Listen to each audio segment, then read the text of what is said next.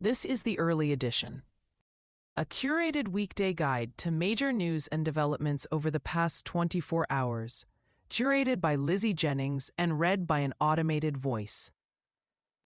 Published January 8, 2026 on Just Security, an essential resource for those shaping a just and secure world.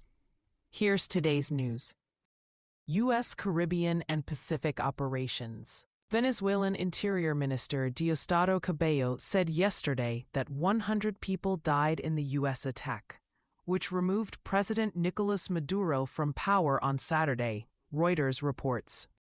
Secretary of State Marco Rubio said yesterday that the United States has a three-step plan for Venezuela: stabilizing Venezuela, ensuring U.S. oil companies have access to the country during a recovery phase, and overseeing a transition. The bottom line is that there is a process now in place where we have tremendous control and leverage over what those interim authorities are doing and are able to do, Rubio said. Simon Lewis and Patricia Zengerle report for Reuters.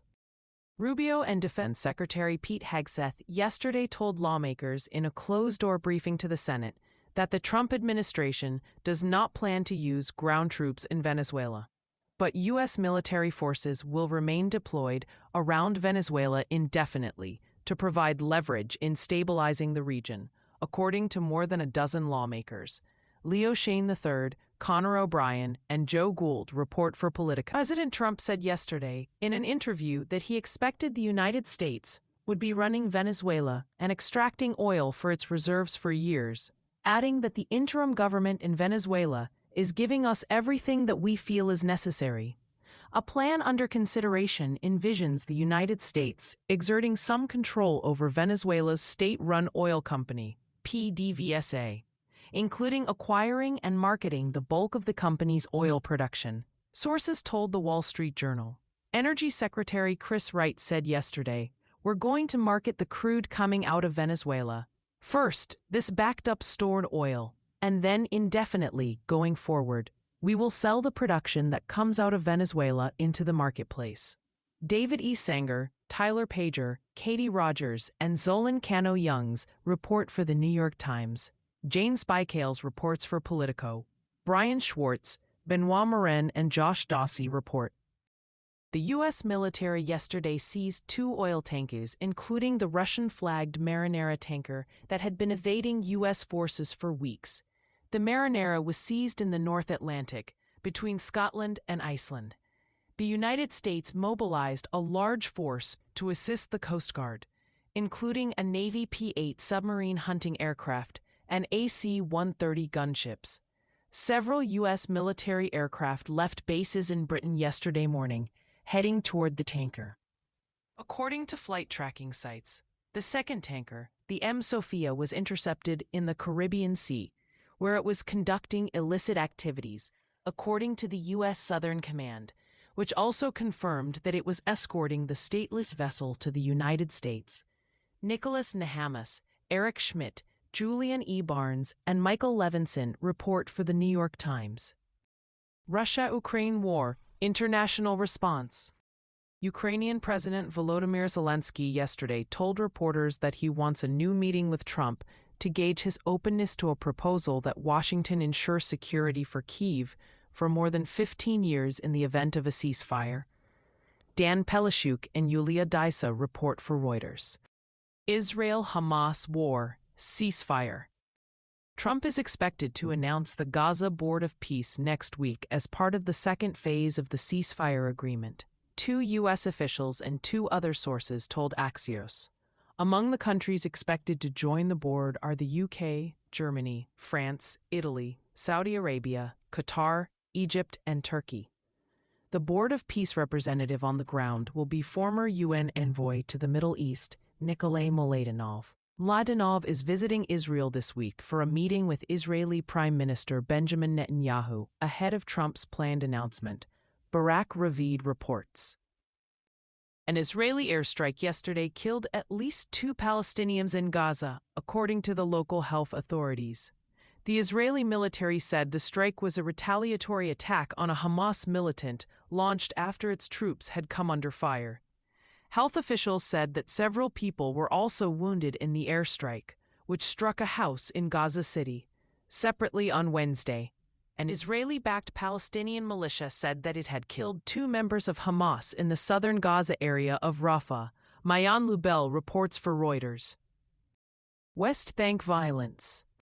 A UN human rights report published yesterday concludes that Israel is violating international law, prohibiting racial segregation and apartheid in the occupied West Bank. The report warns that the discriminatory practices have accelerated dramatically since 2022. UN High Commissioner for Human Rights, Volker Turk, said the findings reveal a systematic asphyxiation of the rights of Palestinians in the West Bank. Shaima Khalil reports for BDC News. UN News reports. Other global developments. Saudi Arabia today claimed that the UAE smuggled Idris al-Zubaydi, leader of the Southern Transitional Council, STC, out of Yemen and flew him to Abu Dhabi. The Saudi military statement says that al-Zubaydi fled Yemen by boat to Somalia, where UAE officials flew him to Abu Dhabi. Neither the Emirati Foreign Ministry nor the STC had responded to requests for comment at the time of writing. Gambrel reports for AP News. The Lebanese military said today it had concluded the first phase of its plan to fully deploy across southern Lebanon and disarm non-state groups. The military statement did not name Hezbollah or other armed groups in particular. Karim Chahayab reports for AP News. Tens of thousands of civilians yesterday fled the Kurdish-majority neighborhoods of Sheikh Maksud and Ashrafia in Aleppo, which the Syrian army shelled yesterday afternoon, after designating them as closed military areas. The Syrian government said the operation was in response to attacks by armed groups in the area and aimed at preserving security. The Kurdish-led Syrian Democratic Forces called it a criminal attempt to forcibly displace residents. Gabriella Pomeroy reports for BBC News.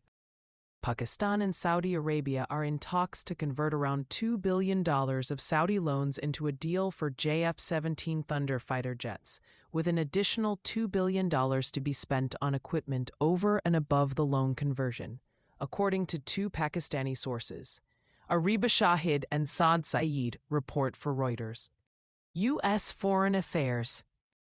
Trump yesterday said that he had spoken with Colombian President Gustavo Petro, calling it a great honor to speak with Petro, and stating that Petro had called to explain the situation of drugs and other disagreements we have had. The Colombian Foreign Ministry described the call as a good meeting between the 2 leaders. Trump said that Rubio and Colombia's foreign minister were arranging a meeting with Petro in the White House, and that he was looking forward to it. Annie Coriel reports for the New York Times. Rubio said yesterday that he plans to discuss the U.S. acquisition of Greenland with Danish officials next week. The president has been very open and clear with all of you and with the world that he views it in the best interest of the United States to deter Russian and Chinese aggression in the Arctic region.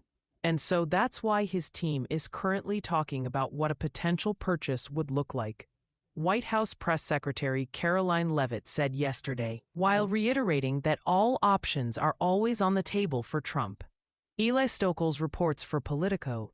Jeff Mason and Trevor Honeycutt report for Reuters. Several senior Republicans yesterday criticized the possibility of using military coercion to take Greenland. This is a topic that should be dropped, said Senate Armed Services Chair Roger Wicker, Republican of Mississippi. Senator Mitch McConnell, Republican of Kentucky, who leads the Senate panel that controls defense spending, said it would amount to trampling the sovereignty, respect, and trust of our allies. Connor O'Brien, Joe Gould, and Leo Shane III report for Politico. The State Department yesterday announced that it has paused all ongoing U.S. assistance programs to the government of Somalia, alleging that officials destroyed a U.S.-funded World Food Program warehouse and seized donor-funded food aid. Anita Kangange reports for BBC News. U.S. immigration developments. A federal immigration agent yesterday shot and killed a 37-year-old woman in Minneapolis. Local and federal officials are divided on how the shooting unfolded, despite a video shared online that recorded the incident. Homeland Security Secretary Kristi Noem asserted that the agent acted in self-defense, with Trump adding on social media that he believed the agent had shot the driver after the woman had violently, willfully, and viciously ran over the officer. Kim Walz of Minnesota urged residents to protest peacefully and said on social media, "I've seen the video. Don't believe this propaganda machine." Devin Lum reports for the New York Times. Kurt Streeter reports for the New York Times. Avelo Airlines is cutting ties with ICE less than a year after agreeing to carry out deportations for the agency.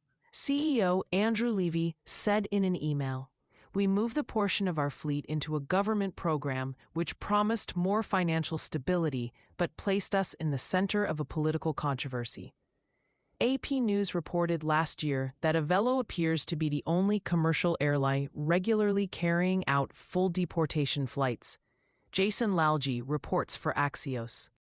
U.S. and South African officials reached an agreement in late December, allowing the United States to continue efforts to resettle white South Africans in the country as refugees, according to an internal meeting summary obtained by Reuters.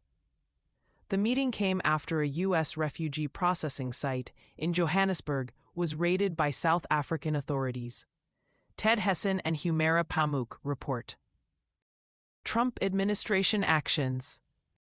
Trump yesterday signed a presidential memorandum initiating the withdrawal of U.S. support from 66 international organizations, agencies, commissions, and treaties that are contrary to U.S. interests.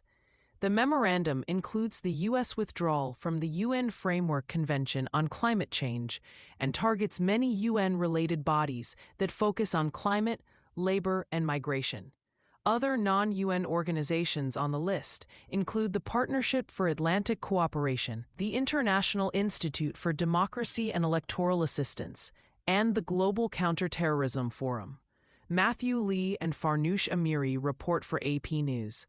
Somini Sengupta and Lisa Friedman report for the New York Times. Our military budget for the year 2027 should not be $1 trillion, but rather $1.5 trillion, Trump wrote on social media yesterday, adding that this would allow the United States to build the dream military that we have long been entitled to. Chris Cameron reports for the New York Times. Trump yesterday said he will block defense contractors from paying dividends or buying back shares until they accelerate weapons production and deliver projects on time and on budget. Trump's executive order directs the Pentagon to identify defense contractors within 30 days who are underperforming and have engaged in stock buybacks. The Pentagon will then engage with those firms, which would have a chance to submit a remediation plan for review within a 15-day period after the notification. Mike Stone and Kanishka Singh report for Reuters. In case you missed it, yesterday on Just Security. A NATO promise not to enlarge? No, not even according to Putin 1.0. By Ambassador Stephen Pfeiffer. Congress, the President, and the Use of Military Force in Venezuela. By Brian Egan, Tess Bridgman, and Ryan Goodman. Will Trump allow private equity to gut the army too? By Margaret Mullins and Ben Dinovelli. Thank you for listening to Just Security's early edition today, January 8, 2026. If you enjoy listening, Just Security's analytic articles are also available in audio form on the justsecurity.org website.